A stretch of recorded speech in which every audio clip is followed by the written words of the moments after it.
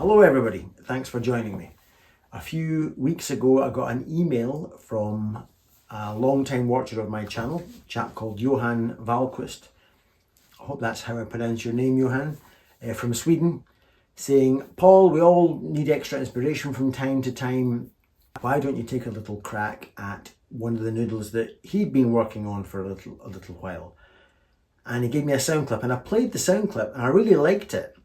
So I have taken him up on the offer and taken his signature idea that he wrote, and then I've gone on and ruined it. Let's hear it and I'll talk to you in a bit.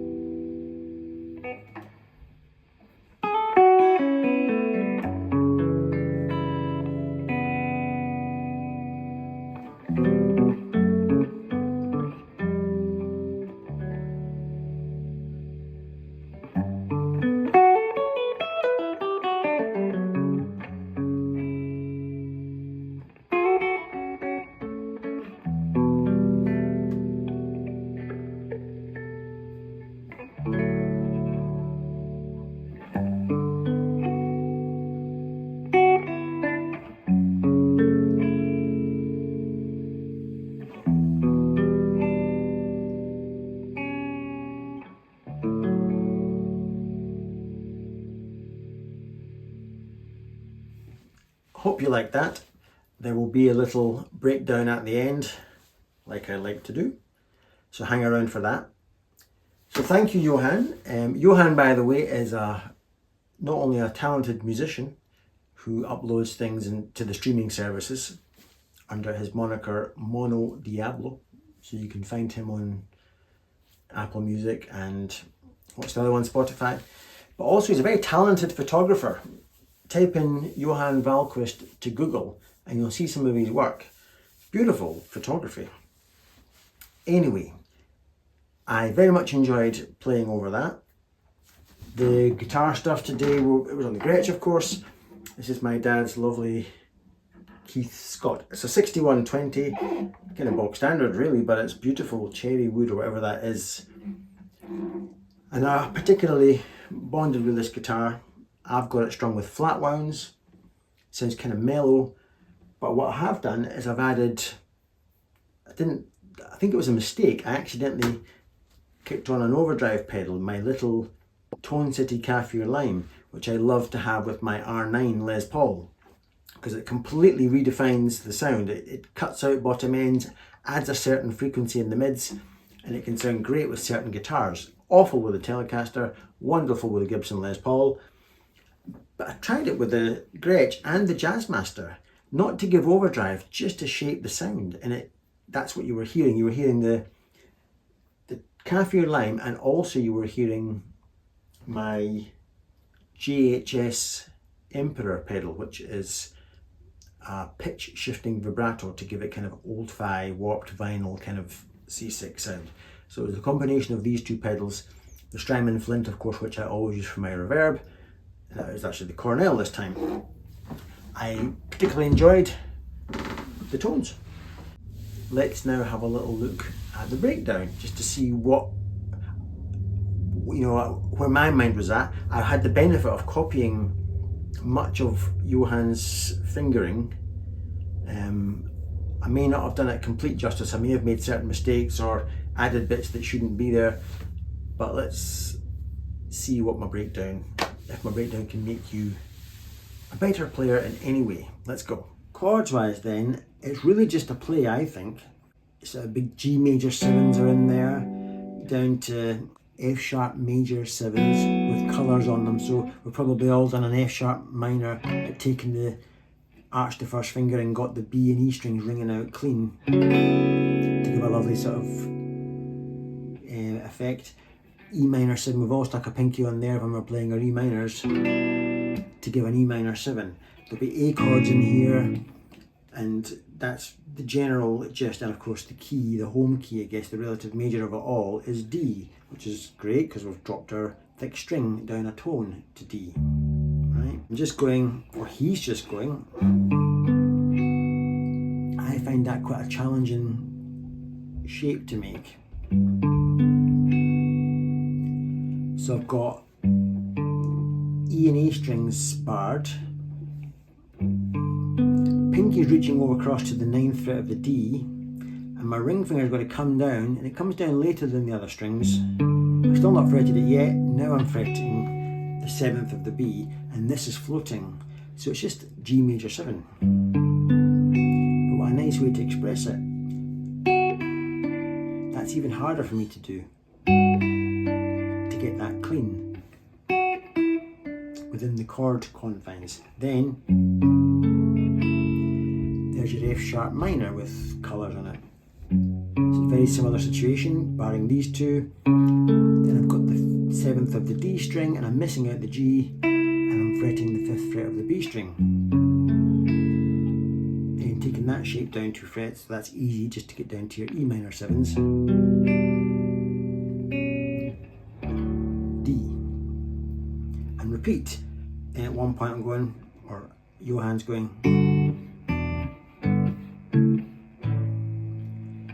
So that's just again sort of starting on a version or a G major 7 as I see it. Down to a quick E minor 7, a version of a G, a version of an A, another version of an A. So all that is these two are floating. So I'm barring the 5th fret of the E and A strings, and then just missing out everything else really. This one. Hitting the 7th fret of the B string with my pinky. So.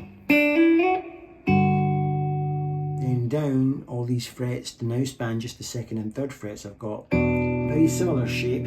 This is on the 3rd fret of the B string, and these two are just floating. That I'm just fretting the 5th fret of the E and A strings. I'm also allowing the open D to ring in. My first finger on the 4th fret of the G. It's just a G chord. Then I'm going up to A. I do this slightly different from Johan, but I'm going 11th of the thick E, 12th of the A, and the 14th of the D, just because I find that easier than what I watched Johan do. That's an A chord down to another version of an A chord. Remember, it looks not like an A because my low string is tuned down a tone.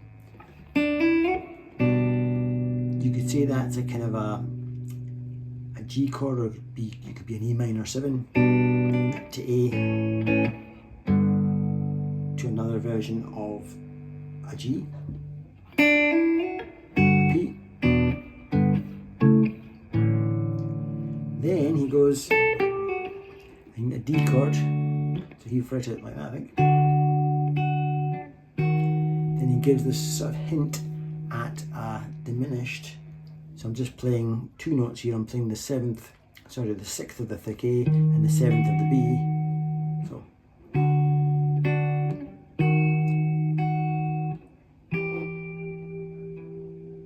just the 7th of the A and the 8th of the B.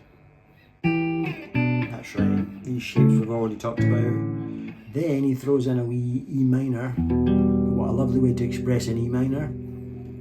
I'm just barring the 2nd fret of the E and A strings. My pinky reaches across to the 5th fret of the D, taking that shape up 2 frets to F sharp minor, to a G chord or a version of a G, and down to a version of an F, like an F9 type sound. I'm just 3rd fret of the E and A strings, and my pinky reaches to the 5th fret of the D string. And that was Johan's thing. Then I ruined it.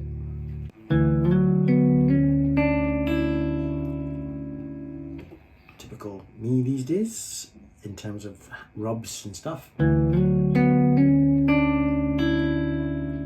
So that rub is 6th of the G string and the D note on the B string, with an open E string thrown in, some little harmonics to show D, to represent D, then sort of coming at it again.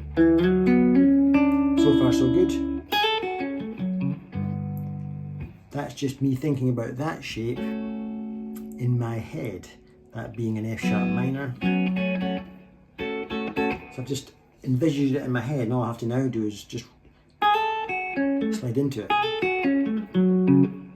to that G chord. Just playing the 1st fret of the A string and the 3rd of the B and E, and then a wee back to D, to resolve to D.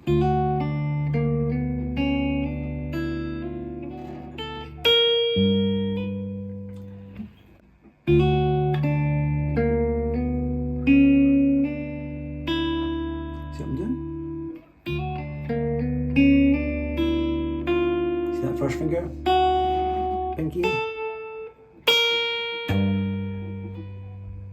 just keeping your ear under tension while I can. Then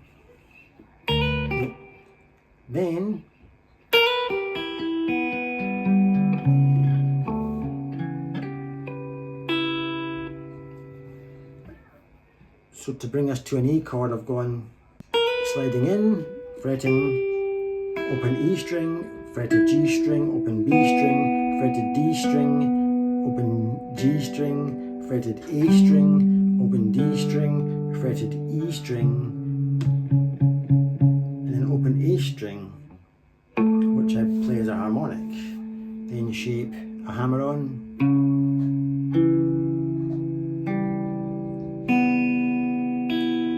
That's floating and so is that. So it's really just a 4th of the A, 2nd of the D, and the 3 thin strings open.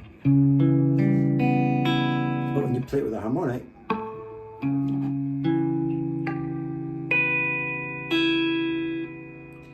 it sounds kind of nice. Then to keep that going, just striking the 2nd fret of the D and B strings, and just letting the D and B strings be plucked by my right hand. But then I'm taking my right hand down 1 string and plucking the open G and the open E. So then shaping another E minor, the same kind of right hand technique. So another E minor, another E minor, that's an F sharp minor, back to E minor, with the same technique walking through my right hand, an A chord, same technique, and a G, then a wee, kind of another little waterfall idea.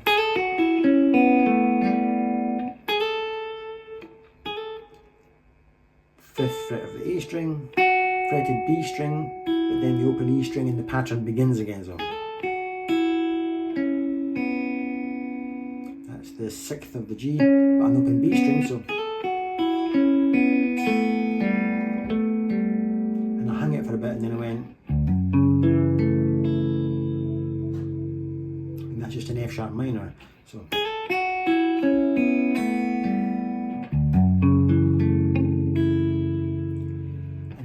to Johan's thing.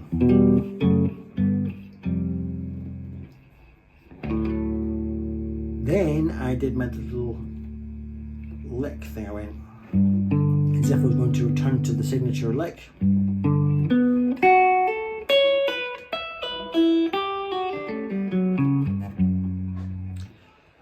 was just a way to cram in some notes quickly to create the illusion that I'm quite good.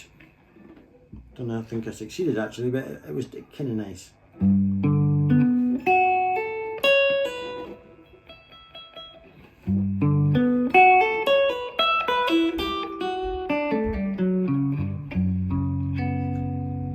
I walked down, the kernel of it is, I find that easy.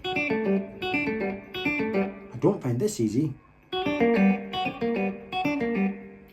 But I find certain shapes easy to just tumble down. So that one was a way in to the world of speed, because I'm not really a fast player, but I need my little cheat codes to make it sound like I can be jazzy and fast.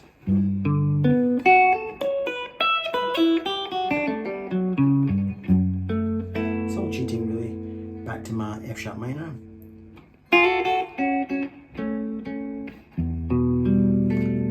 My E minor 7 with little harmonics, and that was it. Hope that makes sense.